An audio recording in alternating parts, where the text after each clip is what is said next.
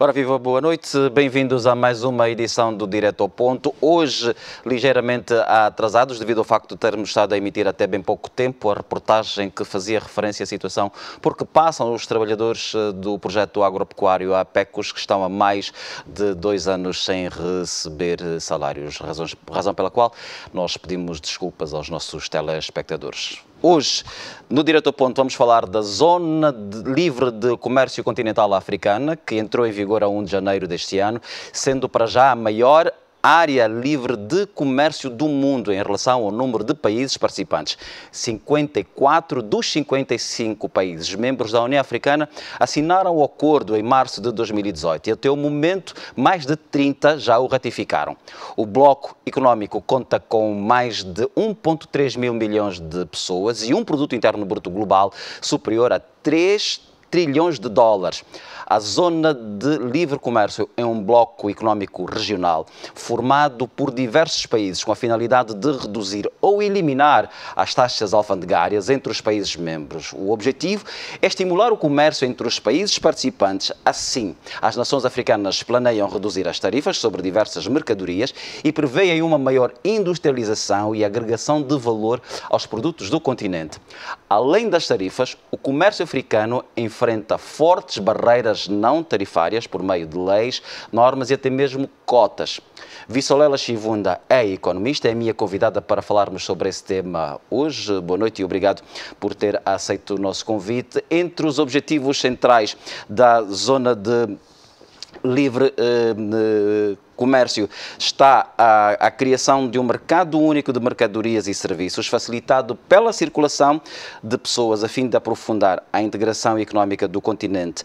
De acordo com a visão pan-africana de uma África pacífica, próspera e integrada na Agenda 2063. O que lhe pergunto é se é por decreto que se inverte o peso das trocas comerciais entre os países do continente africano, que neste momento ronda os 18%, para sermos mais exatos.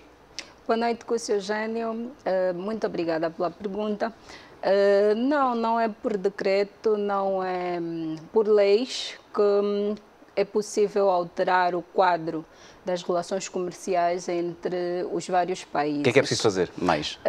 Na verdade, os acordos de livre comércio são fundamentais para formalizar e para acomodar e fortalecer relações comerciais já existentes entre países, não propriamente para dar lugar a novas relações. Isto poderia acontecer em determinadas circunstâncias, mas a prática, quando nós analisamos a história das economias e a história do comércio internacional, nos leva a concluir que normalmente esses acordos são eficazes no sentido de fortalecer relações já existentes. No caso do continente africano, o livre comércio não surge agora, a 1 de janeiro de 2021.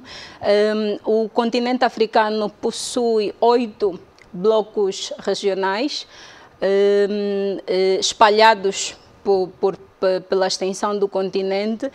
No caso específico da Zona de Livre Comércio Continental Africana, existem algumas expectativas em torno da criação dessa zona e é necessário lembrar, com o seu Eugênio, que esse projeto não começa em 2015, esse projeto é muito anterior, tem início em 2012. E antes da ratificação por parte dos Estados do referido acordo, ocorreram várias outras etapas, vários outros procedimentos, mas de modo muito geral existem algumas expectativas que estão em torno desse acordo, dentre elas a dimensão que se espera que o mercado que se está a criar tenha. Estamos a falar de uma dimensão de 1,3 mil milhões de habitantes, portanto é um mercado grande. Estamos a falar de uma procura por bens e serviços significativa. Estamos a falar da possibilidade desse bloco ser composto por 55 países. Ainda não atingimos esse número em termos de ratificação, não é? Mas essa é a expectativa. Estamos a falar de um mercado que De 2000 a 2018, teve uma taxa de crescimento de 4,6% e que em 2019 teve uma taxa de crescimento de 3,6%, se considerarmos os dados da União Africana. Portanto, a intenção de criar um mercado único até 2063, estamos a falar de quase meia década, meio século, para sermos corretos, é execuível? Seu Eugênio, tudo dependerá da agenda dos vários países, do comprometimento dos países com as metas fixadas no âmbito desse acordo e principalmente dos objetivos específicos que cada país tem e dos benefícios que vai retirar no âmbito desse acordo. É necessário também referir, com o seu Eugênio, que o acordo prevê a eliminação em cerca de 90% das tarifas, portanto, das tarifas fixadas na importação de produtos. Mas existem outros aspectos que fundamentam e que nos ajudam a compreender esse acordo, aspectos centrais em torno do acordo. Estamos a falar do acordo 35/20 de 23 de setembro, é um acordo de 2020, portanto, do ano passado, e ele gira em torno de 5 áreas fundamentais. A primeira delas é o comércio de bens, a segunda, o comércio de serviços, a terceira, a política concorrencial, depois temos os direitos de propriedade intelectual e, por último, o investimento. Portanto, ao contrário do que a maior parte das pessoas tem aqui considerado, não estamos apenas a falar da circulação de pessoas, não estamos apenas a falar da circulação de mercadorias, estamos a falar de um conjunto de regras que vão determinar a forma como a política comercial da Angola e de todos os outros países que vão integrar essa zona. Estamos a falar das regras em torno do investimento nacional e regional. Portanto, estamos a falar da política econômica nos vários domínios. Angola fez bem em aderir?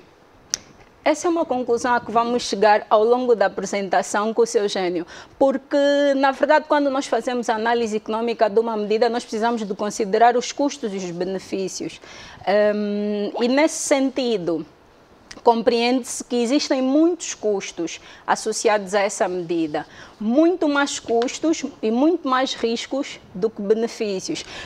Essas cinco áreas não são os únicos aspectos do acordo. Há alguns outros aspectos que precisam de ser referidos, dentre eles, já falamos há pouco tempo da eliminação progressiva dos direitos aduaneiros. O que é que nós estamos a dizer com o seu Eugênio?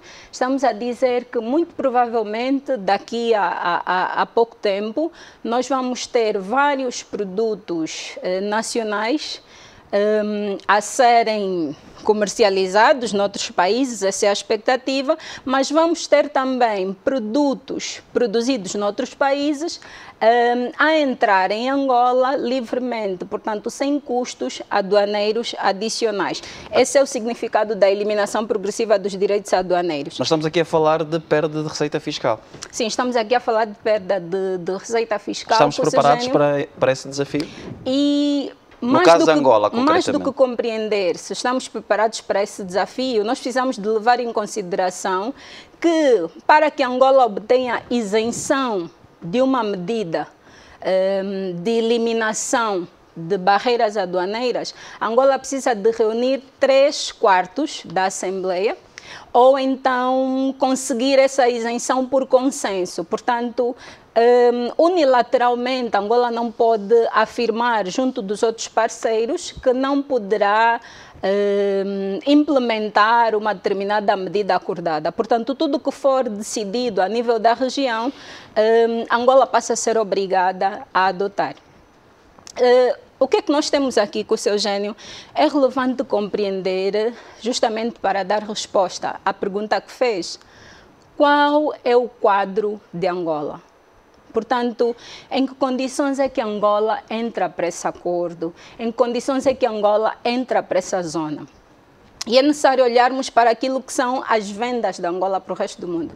Portanto, quando nós falamos das vendas de Angola, as vendas têm um outro nome, não é? As vendas têm a designação de exportações.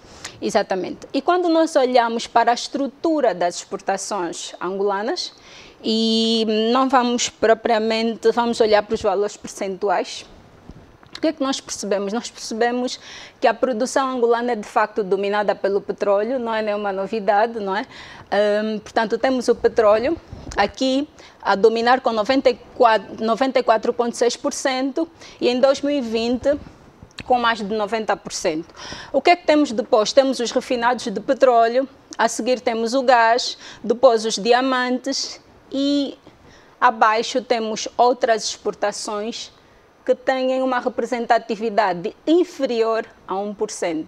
Ou seja, nós temos as nossas exportações centradas na indústria de recursos minerais. Exatamente. A indústria extrativa é a grande alavanca da economia nacional nesse momento. Portanto, é com isso quando que queremos competir e entrar para a zona de comércio, exatamente, é o nosso trunfo. Exatamente. Quando nós falamos em livre comércio, quando nós falamos da entrada de Angola à SADC, quando nós falamos da entrada de Angola numa zona de livre comércio africana, é justamente com estes produtos, temos outros, mas nós conseguimos ver a representatividade destes outros, não é? Portanto, não tem quase expressão alguma.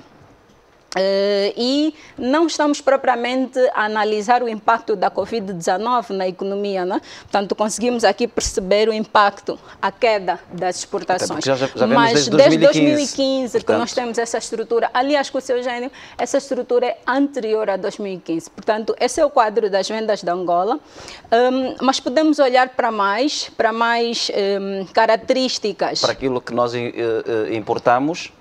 Exatamente. O que compramos. O que é que nós compramos do resto do mundo, não é? Que nós chamamos de importação. E quando nós olhamos para a estrutura das importações angolanas, nós percebemos que está aqui quase tudo, não é? Está aqui quase tudo o que precisamos, desde têxteis, desde combustível, máquinas, bens alimentares, material de construção, os até carros. Madeira, com o seu Eugênio. É curioso, não é? Um país como Angola estar a importar madeira. Temos as bebidas. Mas temos um problema com a exportação. Há aqui grupos que se dedicam à exploração e à venda da nossa madeira, mas depois nós não conseguimos tirar isso para o nosso próprio, para as nossas próprias necessidades internas. Pois, com o seu Eugênio, no fundo, temos aqui um problema muito sério do fomento da industrialização nacional, não é? Ainda temos uma economia muito concentrada na indústria extrativa e que, no final do dia, acaba exportando produtos não industrializados, produtos não trabalhados. No fundo, fornece matéria-prima que depois será utilizada por outros países em processos de industrialização. Isso é uma desvantagem, claramente, para Angola, não é? Depois, o que é interessante também compreender com o seu Eugênio, onde Angola faz as suas compras, não é? Portanto, já vimos o que é que Angola vende, já vimos o que é que Angola compra e agora nós estamos aqui a olhar para a fonte, não é? Para que eles são, na verdade, os nossos principais parceiros, não é? Quem são os nossos fornecedores, não é? Essa seria a análise. E o que é que nós vemos? O seu Eugênio escolheu-se o ano de 2019 porque 2020 é um ano atípico, um ano caracterizado pela crise da Covid-19, a queda do preço do petróleo. Portanto, estamos aqui a fazer uma análise. Então temos dados conclusivos em relação ao que foi Agora já temos vários. Felizmente, o sistema estatístico angolano tem dado vários sinais de melhoria. Ainda há muito a ser feito, mas temos melhorado significativamente no acesso aos dados. É uma boa amostra o ano de 2019. Sim, e com o seu Eugênio, desde que começou o programa, só estivemos aqui a expor dados oficiais, dados do Banco Nacional de Angola. Portanto, isso é um sinal de melhoria no acesso à informação. Mas o que é que nós vemos? Nós acabamos de assinar um acordo que permite a nossa entrada para uma zona de livre comércio e, portanto, seria interessante ter a certeza de que esse acordo vai, no fundo, fortalecer as nossas trocas comerciais com os nossos habituais parceiros comerciais. E, portanto, quando nós olhamos para esse quadro, nós temos a ideia de quem são os nossos parceiros comerciais. E quem são os parceiros comerciais da Angola? A China, a França, Portugal, Bélgica, portanto, todos esses países que temos aqui são aqueles que lideram... A exceção da África do Sul, que é o último desta lista, não temos nenhum africano. Exatamente, não temos nenhum país que faz parte desse bloco. E daqui só temos o Togo. Exatamente. Apenas 2 países africanos têm expressão na nossa balança de pagamentos. Isso não significa que Angola não tenha relações comerciais com outros países da zona. Mas estamos a falar de representatividade das relações, não é? Portanto, quando olhamos para a Rússia, já vemos que a Rússia está já no final da lista dos principais fornecedores e, portanto, nós não podemos dizer que esse acordo vai servir para fortalecer relações comerciais que Angola já possui. Portanto, deve existir outro argumento para a ratificação desse acordo. Isso é uma questão que nós vamos certamente continuar a falar depois de fazermos o intervalo que agora é curto. A minha convidada é a Vissolela Chivunda. Estamos a falar da adesão à Zona de Comércio Livre Africana, que Angola passa a fazer parte desde 1 de janeiro. É um curto intervalo para voltarmos com este tema mais daqui a pouco. Até já.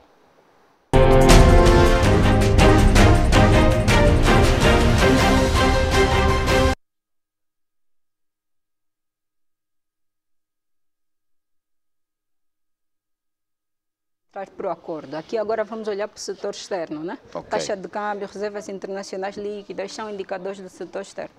Exatamente. Há aqui um slide que eu por acaso gostei, que tem a ver com os aspectos centrais do acordo, que são o comércio de bens, o comércio de serviços, a política concorrencial, direitos e investimento. E há aqui 2 aspectos que saltam à vista, portanto, que é o comércio e o investimento. Vamos conseguir falar sobre o investimento no fim, quando falarmos sobre as recomendações. Ok. Em relação ao comércio, nas desvantagens, vamos conseguir tocar. Por isso é que eu não falei muito sobre isso. Sim, mas eu acho que isso até, a exemplo do que fizeste há pouco, que era dizer que vamos falar mais à frente, eu acho que serve, que é para nós darmos o pontapé de saída da conversa, porque é aqui que nós encontramos depois as nossas... Deixa eu colocar no silencioso, percebi que não estava. As nossas debilidades. Xisto!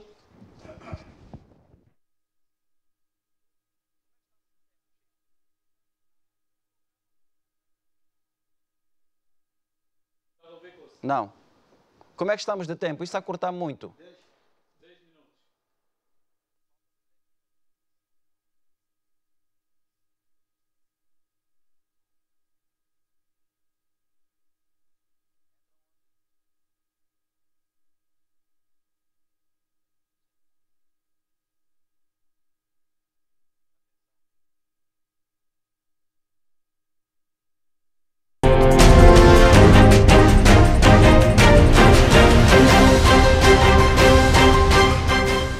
Renovados os votos de uma boa noite, está no ar o Direto ao Ponto, a segunda edição de 2021.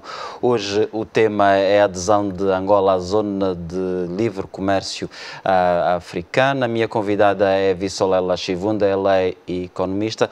Nós tivemos a primeira parte a falar basicamente daquilo que são as condições que Angola se apresenta para os desafios que tem agora entrando para esse bloco económico. E há aqui questões ligadas à estruturação do nosso mercado, à preparação das nossas empresas, à forma como nós poderemos ou não nos tornar competitivos quando temos que nos confrontar com países que, do ponto de vista da sua estrutura económica, estão muito melhor organizados, são muito melhor estruturados, com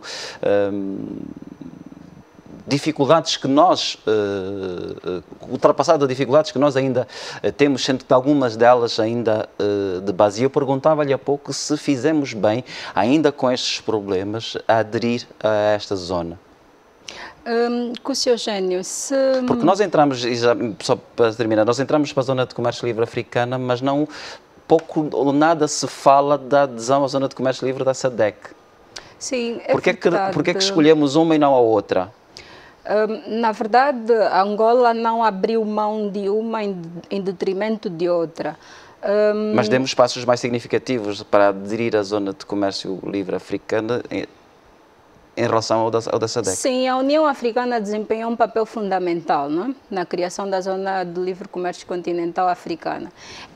Cúcio Eugênio, eu preciso de referir, em resposta à pergunta que fez, fizemos bem a aderir à zona. Se o Japão tivesse feito o mesmo que a Angola acaba de fazer agora, a Toyota, que nós tão bem conhecemos, não seria essa empresa tão bem sucedida, não seria uma marca tão bem sucedida. O Lexus, que é um grande símbolo da globalização atualmente, um produto do Japão, só se tornou possível graças àquilo que nós chamamos de protecionismo. Na verdade, há uma história que é contada sobre a globalização, sobre o livre comércio. Essa história é contada nas universidades, nos programas de licenciatura, mas hoje em dia, com um olhar atento aos números, com um olhar atento aos dados estatísticos, nós conseguimos perceber, e vários autores têm trabalhos feitos sobre esse assunto, portanto não é exatamente um tema novo, nós conseguimos perceber que o livre comércio não tem todos esses benefícios que promete. E que o protecionismo, sim, a proteção da indústria nascente apresenta grandes vantagens. Cúcio Eugênio, eu preciso de perguntar se o Cúcio Eugênio permitiria que os seus filhos mais novos brincassem com os seus filhos mais crescidos, mais velhos, se tivessem o mesmo nível de brincadeiras, o mesmo nível de atividade. Certamente não.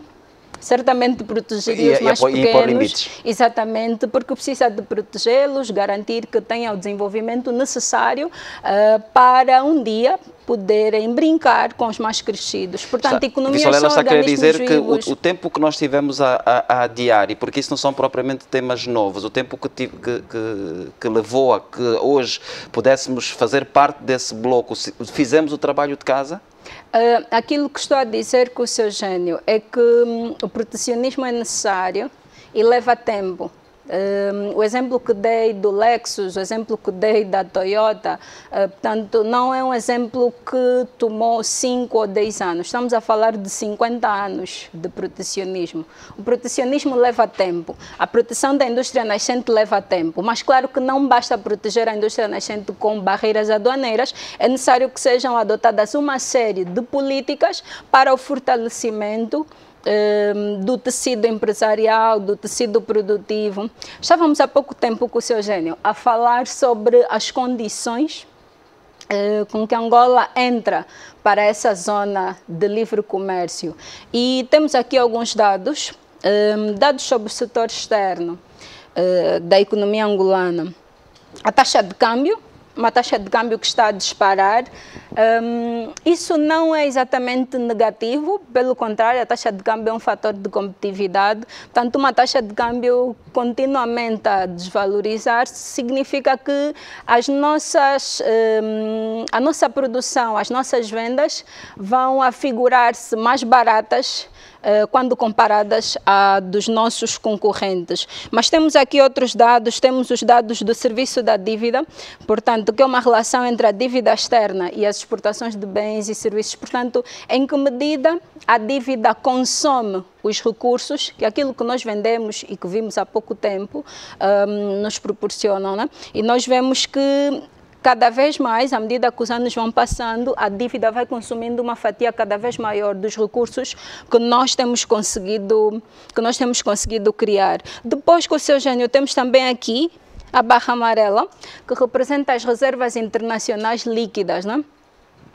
Estoque de moeda estrangeira, mas em meses de importação, quantos meses de importação nós temos, né? Então nós vemos que nós estamos abaixo dos 10, Isso são sinais, não é? Sinais de fragilidade da economia angolana. Portanto, nós estamos a entrar para uma zona de livre comércio numa condição, numa situação que nós podemos chamar de enfraquecida.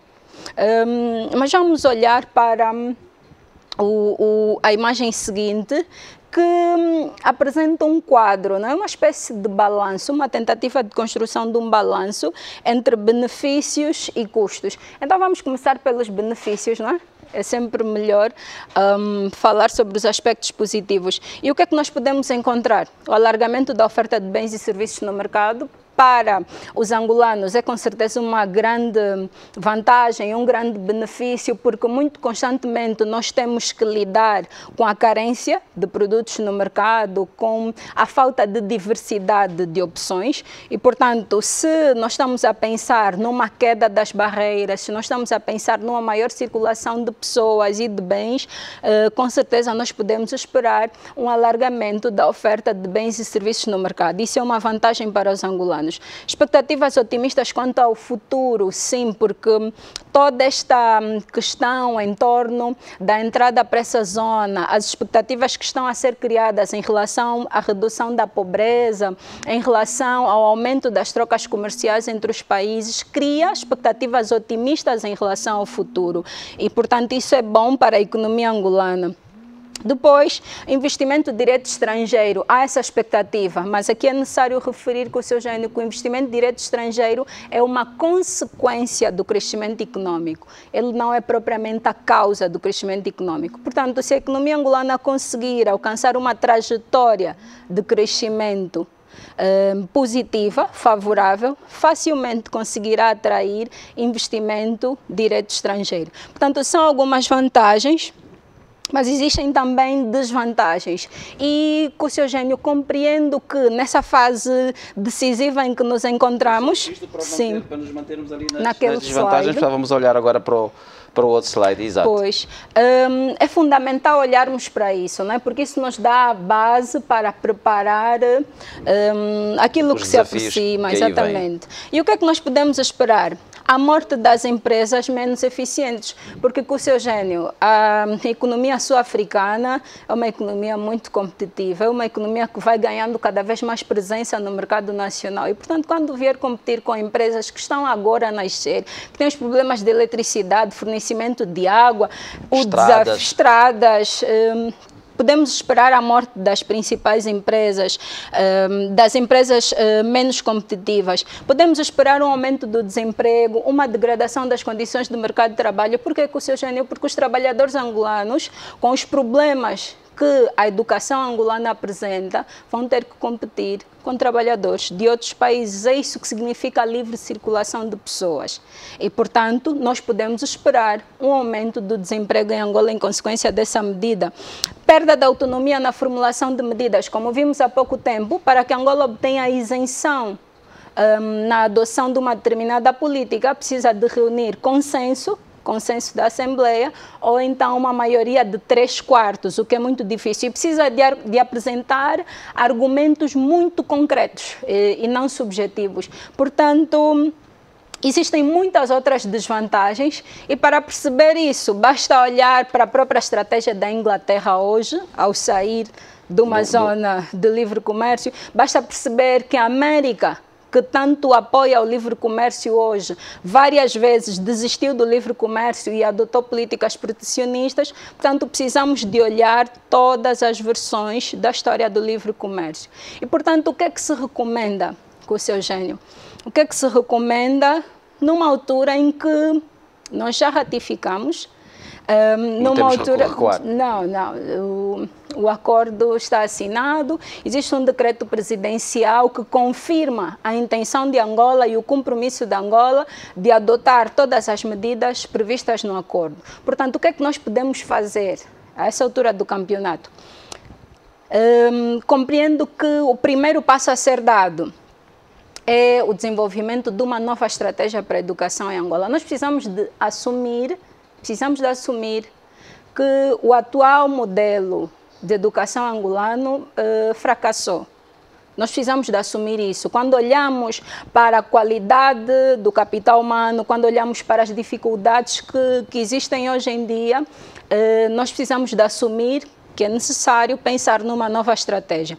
Nós precisamos de adotar medidas para regular o investimento direto estrangeiro. O investimento direto estrangeiro não desaparece quando existe muita regulação, quando existem normas rígidas. Isto não é verdade. Portanto, nós precisamos de regular o investimento direto estrangeiro. Investimento direto estrangeiro, sim, mas com regras. Nós precisamos estabilizar também a legislação, não podemos estar constantemente a alterar. Nós vamos entrar muito provavelmente para a 4ª alteração da Lei de Investimento Estrangeiro.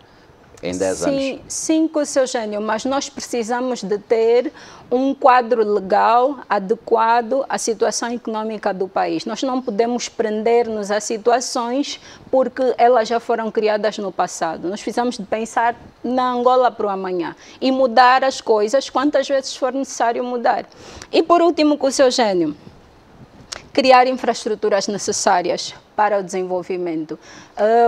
Isso parece um discurso repetido. Como é que se faz isso? Isso parece um discurso repetido com o seu gênio, é muito vago, mas uma das principais críticas e um dos principais riscos para o fracasso desse acordo é justamente a falta de estradas com qualidade. Onde é que as mercadorias vão circular? Nós já temos essa dificuldade dentro do território angolano. Como é que nós vamos fomentar o comércio se essas dificuldades continuarem? Nós precisamos de melhorar as estradas de facto, nós precisamos de resolver o problema no fornecimento de energia elétrica, nós precisamos de resolver o problema no fornecimento de água, com o seu gênio.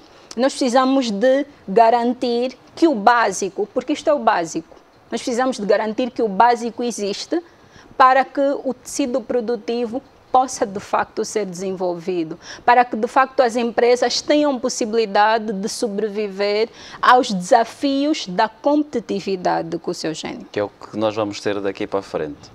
Exatamente. E por muito mais tempo. Está tudo dito por hoje. Vice-Alcalde Chivonde, eu vou agradecer a sua presença aqui no Direto ao Ponto. Já sabe que nós regressamos na próxima semana com mais um tema. Eu conto consigo. Até lá. Boa noite.